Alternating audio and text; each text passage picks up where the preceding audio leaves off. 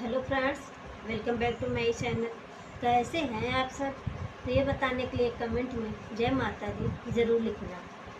और हम अर्चना अस्थाना अपने धार्मिक चैनल में आपका स्वागत करते हैं। तो आज हम आपको इस वीडियो में बताएंगे आषाढ़ माह में 2025 में गुप्त नवरात्रि का व्रत कब रखा जाएगा। तो नवरात्रि जो है कि साल में 4 बार आती है। एक तो गुप्त नवरात्रि होती है और एक प्रत्यक्ष नवरात्रि होती है। तो गुप्त नवरात्रि में जो है कि साधक जो है मानसिक तौर पे पूजा पाठ करता है और साधना योग साधु संत लोग जो रहते हैं वह रात में करते हैं। मध्य रात्रि में वह अपने साधु संत जो है वह अपने तंत्र मंत्र योग साधना जो है कि करते हैं। और प्रत्यक्ष नवरात्रि में यह होता है कि लोग जो है कि प्रत्यक्ष रूप से जो है कि पूजा पाठ करते हैं। तो चलिए देख लेते हैं कि यह नवरात्रि जो है कि कब शुरू हो रहा है, कब समाप्त होगा और अष्टमी नवमी का व्रत कब होगा और घट स्थापना देख लेंगे। तो और अन्य जानकारियों को लेकर हम आपके सामने उपस्थित हुए हैं। तो अगर हमारी जानकारी आपको पसंद आए हमारे चैनल को लाइक और सब्सक्राइब करिएगा और हमारे कमेंट में जय माता दी ज़रूर लिखिएगा। तो 2025 में आषाढ़ गुप्त नवरात्रि जो है वह 26 जून से शुरू होकर 5 जुलाई को वह जो है समाप्त होगा और कलश स्थापना जो है वह 26 जून को ही होगा। शुभ मुहूर्त जो है कि 5:25 से 6:48 तक रहेगा। और अष्टमी नवमी जो है कि व्रत रहेगा कि अष्टमी जो है वह 27 और 30 जून को जो है कि हम अष्टमी व्रत रहेंगे और 1 जुलाई को हम नवमी रहेंगे। तो और कलश स्थापना आषाढ़ माह नवरात्रि का पहला दिन जो है 26 जून को रखा जाएगा। इसलिए इस दिन का शुभ मुहूर्त जो है वह 5:25 से लेकर 6:58 तक रहेगा।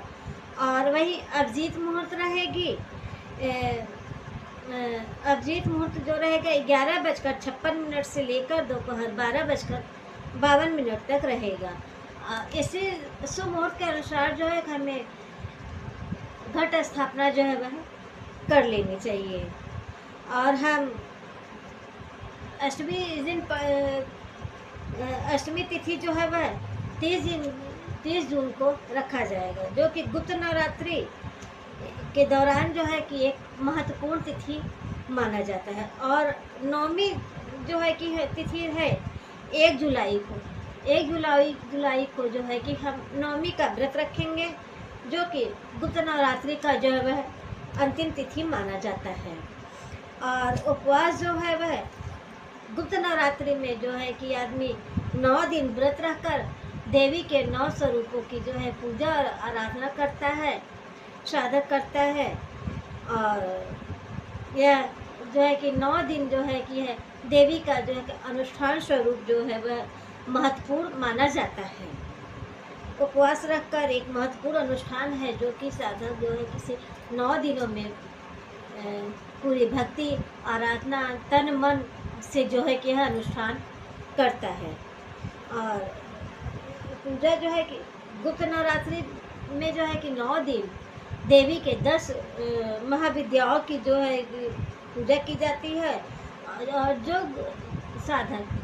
जो व्यक्ति यह गुप्त नवरात्रि का साधक और पूजा करता है तो उसकी सारी मनोकामनाएं जो है वह पूर्ण होती हैं। तो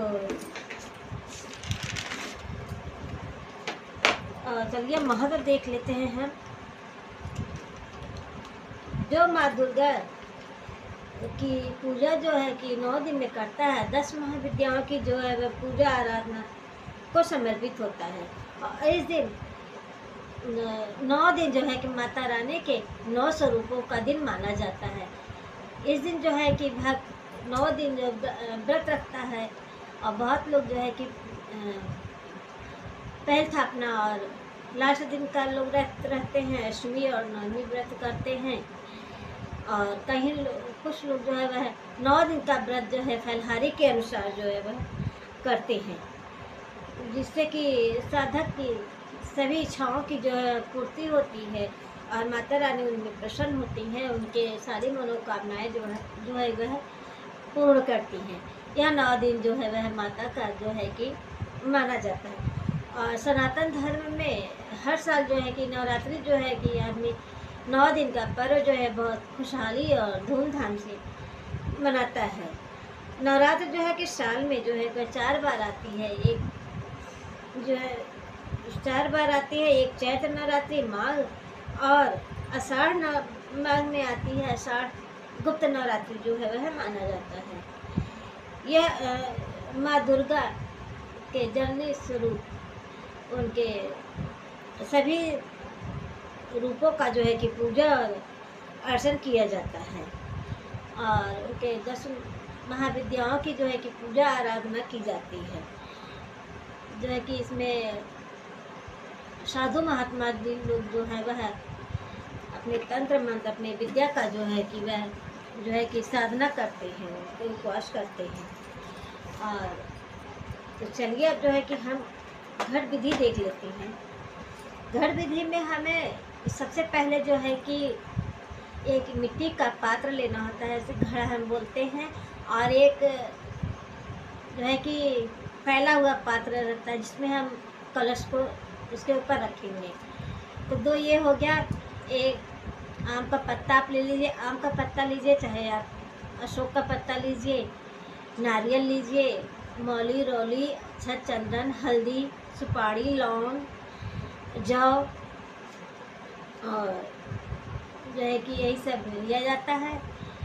और तो इसके बाद जो है कि आप एक पात्र में आप मिट्टी भर के और उसमें आप जौ को मिक्स कर दीजिए और उसके ऊपर आप कलश लेके कलश के कंठ पे जो है कि मौली आप बांध दीजिए और उसके ऊपर जो है कि नारियल लेके नारियल को जो चुनरी से लपेट के उसको मौली से आप बांध दीजिए। उसमें जो है कि जल भर के तो हल्दी और लौंग जो है कि सुपारी, अक्षत, हल्दी ये सब उसमें डाल के जल भर दीजिए, गंगा जल डाल दीजिए और जो है कि एक पात्र उस पर रख के और तो उसके ऊपर जो है कि आप जो है कि जो नारियल आप रखें उस नारियल को आप उस पर स्थापित कर दीजिए और उसके बाद आप एक अखंड दीप जला दीजिए। और उसके बाद जो है कि आप माता से जो है कि आप उनकी आराधना करिए और उनका ध्यान करते हुए आप घट स्थापना को करिए। और नवरात्र के दौरान जो है कि आप अपने घर जो है कि कलश स्थापना जो करिए, आप अपने घर के ईशान कोण पे ही आप कलश स्थापना करिए। और उसके बाद जो है कि सब कुछ करने के बाद आप विधि उसको स्थापना कर दीजिए। दीप जलाने के बाद आप जो है कि उनको जो है कि दीप जलाइए, लाल पुष्प चढ़ाइए और हल्दी, गोली, चंदन, सिंदूर, लौंग, बतासे आज के द्वारा उनका विधिवत पूजा और अर्चन करिए। उसमें भी आप दुर्गा चालीसा का पाठ करिए मन से ही। गुप्त नवरात्रि में जो है कि सारा आप जो कुछ भी करेंगे, जो पूजा पाठ करेंगे, जो आरती चालीसा करेंगे, जो सब कुछ करेंगे वह आप मानसिक तौर से ही करेंगे। उसमें प्रत्यक्ष रूप से उसमें नहीं दिखाया जाता है। सब कुछ आप करने के बाद जो है तो हाथ जोड़कर घर की आप माता रानी दुर्गा का ध्यान करते हुए और उनके मंत्रों का आप जाप करिए और अखंड ज्योति जलाइए। और प्रतिदिन जो है कि आप दुर्गा चालीसा पाठ या दुर्गा सप्तशती का पाठ करिए। और बाद में आप देवी को हलवा, बतासा, चने आप भोग लगाइए और अंत में कपूर जला के आप आरती करिए। और फिर में शंखनाद करते हुए पूजा में की हुई गलतियों के लिए आप माता रानी से क्षमा याचना करिए। और जो है कि उसके बाद जो है कि क्षमा करके आप अपने पूजा का जो है आप समापन करिए। और जो आपने माता रानी को प्रसाद चढ़ाएंगे, इसके बाद आप अपने घर के सदस्यों में आप प्रसाद को आप वितरण करिए। और इसमें आप एक उपाय ज़रूर करिएगा। इसमें किया हुआ उपाय जो है वह बहुत फलदायी माना जाता है। तो नवरात्रि के 9 दिनों में आप घर में लौंग, कपूर का जो है कि धुआं करिए, जिससे घर के नकारात्मक ऊर्जा जो है वह घर से दूर हो जाती है। वह और मदद करता है नकारात्मक ऊर्जा को बाहर ले जाने में। और गुप्त नवरात्रि में जो है कि माँ पार्वती को सिंदूर अर्पित करने से जो है कि विवाह का जो है कि शीघ्र योग बनते हैं। और गुप्त नवरात्रि में तीसरा है कि फिटकिरी को लाल कपड़े में बांधकर जो है कि घर के मुख्य द्वार पर आप बांध दीजिए, जिससे जो है वह कि धन में लाभ वृद्धि होता है। तो यह है हमारी गुप्त नवरात्रि की संपूर्ण जानकारी। तो अगर हमारी जानकारी आपको पसंद आती है तो हमारे चैनल को लाइक और सब्सक्राइब करिएगा, और हमारे कमेंट में जय माता दी जरूर लिखिएगा। प्रिय भक्तों, आप लोगों से रिक्वेस्ट है कि आप हमारे चैनल को सब्सक्राइब करिए, लाइक करिए, कमेंट करिए, शेयर करिए। चलिए अब हम फिर मिलते हैं नेक्स्ट वीडियो में। जय श्री कृष्ण, राधे राधे।